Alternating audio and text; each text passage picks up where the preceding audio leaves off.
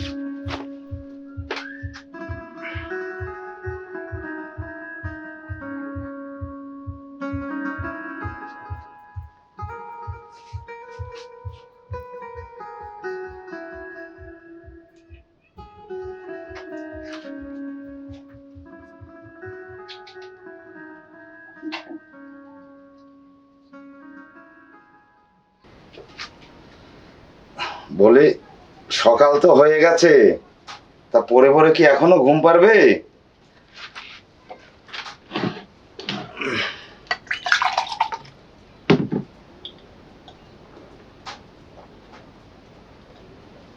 হ্যাঁ, আমি দোকানে গেলাম রে, শুনছো?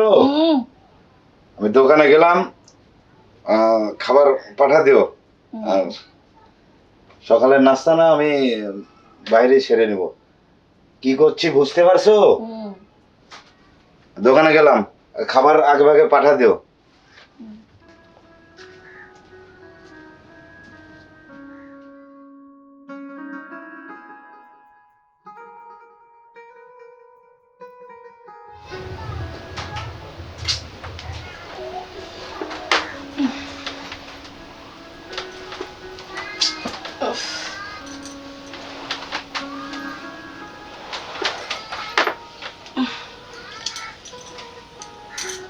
ওমা,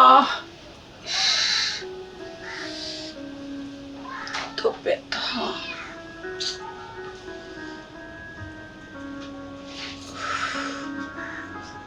ছোট, এই ছোট, আসছি বৌদি। শোন তাড়াতাড়ি এদিকে আয়। কি হয়েছে বলো? কি করছিলি তুই? একটু কাজ করছিলাম। আর বলিস না, কাল রাতে তোর স্বামী যাওয়ার পর থেকে আমার মাজা আর আমার পা হাত পা খুব ব্যথা।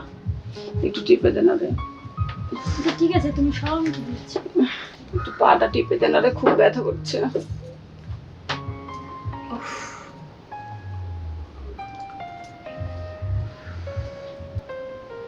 আচ্ছা বৌদি, একটা কথা বলবো? বল। তুমি অনেক মজা করতে না? আরে মজা, মজা না পেলে কি তোর স্বামী এমনি আসে? কখনো দেখেছিস খালি হাড় কখনো কুত্তায় খাইছে? হাড়ের ক্যালসিয়াম না পেলে কি তোর স্বামী এমনি আসবে? বুঝে গেছো তো? বুঝি, সব বুঝি। যাই হোক, রান্না হয়েছে? না, এখনো হয়নি। তোর ভাসুরকে খেতে দিতে হবে, খাবার নিয়ে যেতে হবে, রান্না করতে হবে। যা, আমি দেখছি, যাতে যা।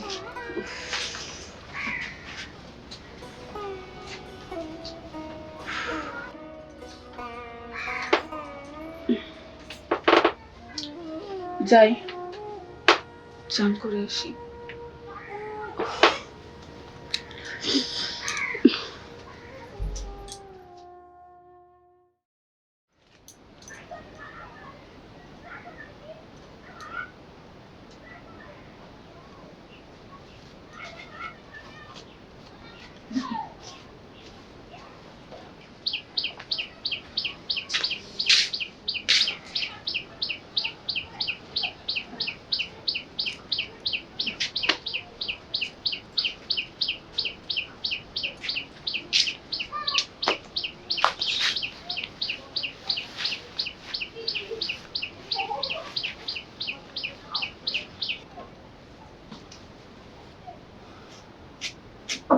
বৌদি, বৌদি আসবো? বৌদি, না বৌদি তো কোনো কথাই শুনে না। কি যে করতেছো রুমে?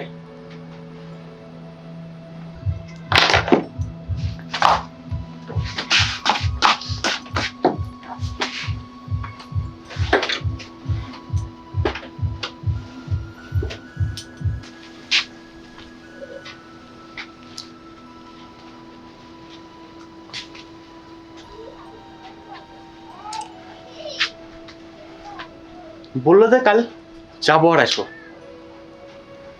রাত গেল সকাল হয়ে গেল, এখন পর্যন্ত আসার কোনো নামগন্ধই নাই। ইস, কি যে করি। এদিকে বৌদিও কথা শুনতেছে না।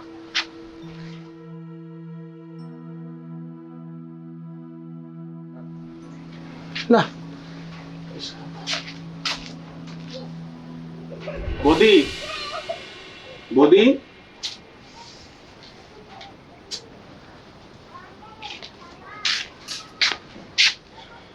কি করি এখন? আমার তো কিছুই ভালো লাগতেছে না। আসুক আজকে, ছেলটা খাবো। যুদ্ধে নামতে হলে গোলা বারুদ লাগে, গোলা বারুদ ছাড়া যুদ্ধ ঠিক হয় না। আমি এত সস্তা না।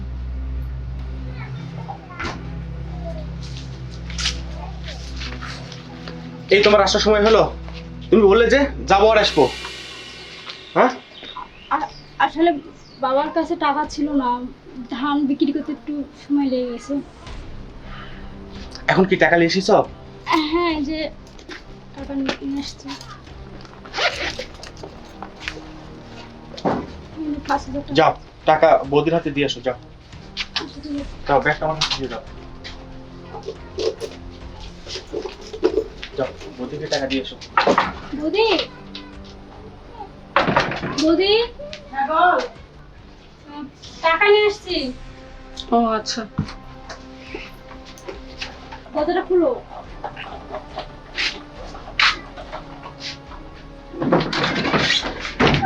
আয় ভিতরে।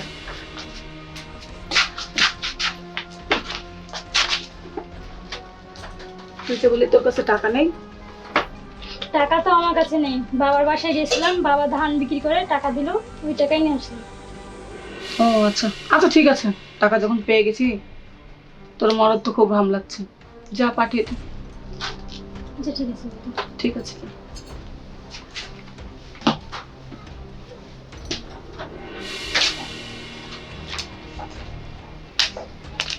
বলছি তুমি একটু পরে যাও, আমি কাপড়টা চেঞ্জ করে আসি। কোনো পরে হবে না, তুমি এখানে বসো, দাদা যেন না আসে। আর দাদা আসতে লাগলে আমাদের অবশ্যই লাভ করবে, ঠিক আছে? আচ্ছা, ঠিক আছে। তুমি পরে চেঞ্জ করে এখানে বসে থাকো।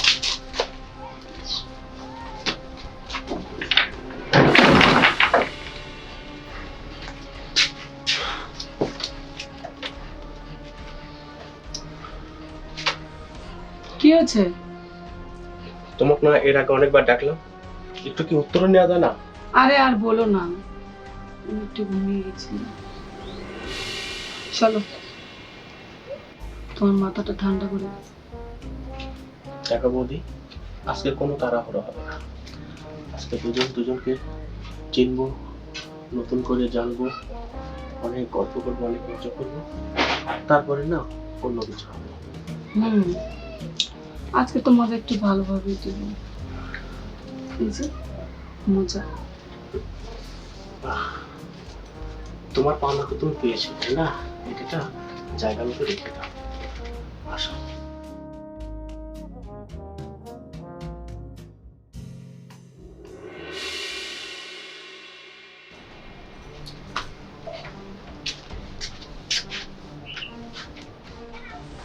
কি ব্যাপার, বৌমা বাইরে ঘুমাচ্ছে, আমার ঘরের দরজা বন্ধ। বিষয়টা তো আমার কাছে খুব একটা ভালো লাগছে না। মেশিন চালাও রাব্বি, মেশিন চালাও। বৌদি, মেশিন চালাবো, মেশিনের মনে হয় তেল ফুরিয়ে গেল। সে কি কথা? তুমি কাল থেকে হামলাচ্ছ, অথচ এখন বলছো মেশিনের তেল শেষ। এটা কেমন কথা বলো তো? ওই কাল থেকে হামলাতে না তেল মনে হয় কমে গেছে, এই জন্য খুব দ্রুত ফুরিয়ে গেল। তোর ছি ছি ছি, আমার ঘরের মধ্যে এসব হচ্ছে। সীমা, দাদা সীমা দরজা খোলো। বৌদি, এখন কি হবে? এখন কি হবে মানে? কি বলবো এখন? আমি জানি না কি বলবে, টাকা তো চলে এসেছে। আচ্ছা ঠিক আছে, তুমি জেনা টেনা করে কেটে পড়ো, আমি বিষয়টা দেখছি। আসো, আসো।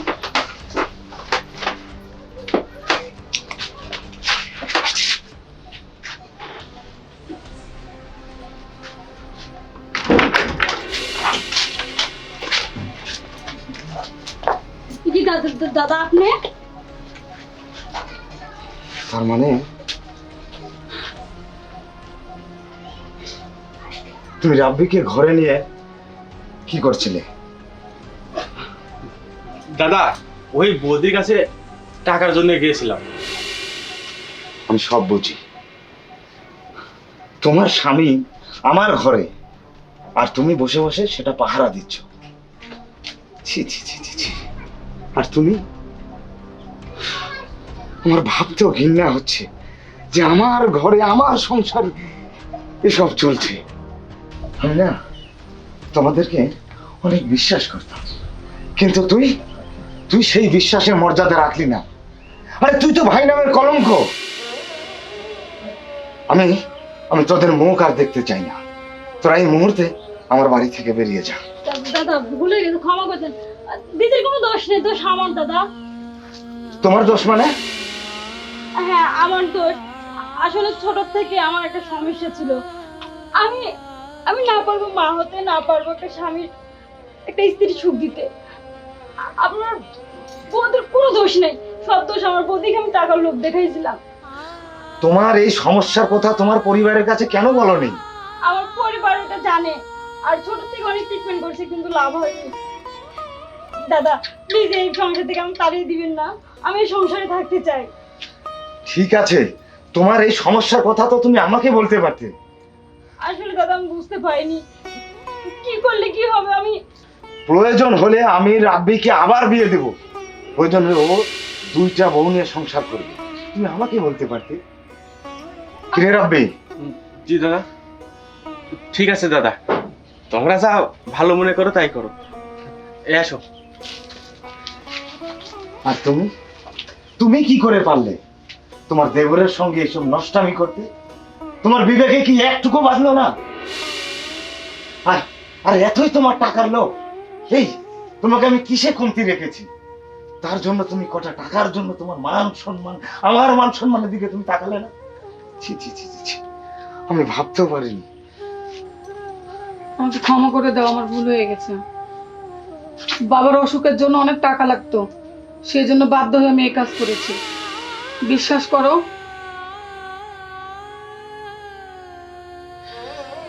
আমি তোমার দিকটাই ভেবেছি। তোমার ব্যবসা বাণিজ্য এখন কম, টাকা পয়সার সমস্যা, আমি যা করেছি ভুল করেছি।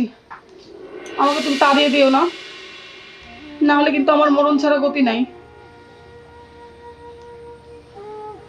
আচ্ছা ঠিক আছে, আমি বুঝতে পেরেছি যে তুমি পরিস্থিতির কারণে এই নোংরা পথে গেছো। তবে একটি কথা মনে রাখো, যা করেছো এটাই জীবনের প্রথম এবং এটাই জীবনের শেষ। ঠিক আছে ঠিক আছে, আমি যেন আর কখনো এই নোংরা কাজ আমার চোখে যেন না পড়ে। আর হবে না কখনো। ঠিক আছে, আমার অনেক ক্ষুধা লেগেছে, আমাকে খেতে দিবে, চলো। আচ্ছা ঠিক আছে, তুমি ঘরে যাও, আমি চান করে আসি। দাঁড়াও, আবার কি হলো? চান যখন করবে দুজন একসাথেই করবো, চলো ঘরে মানে? আসো, ঘরে আসো। আরে কি করছো? আর আসোই না। আরে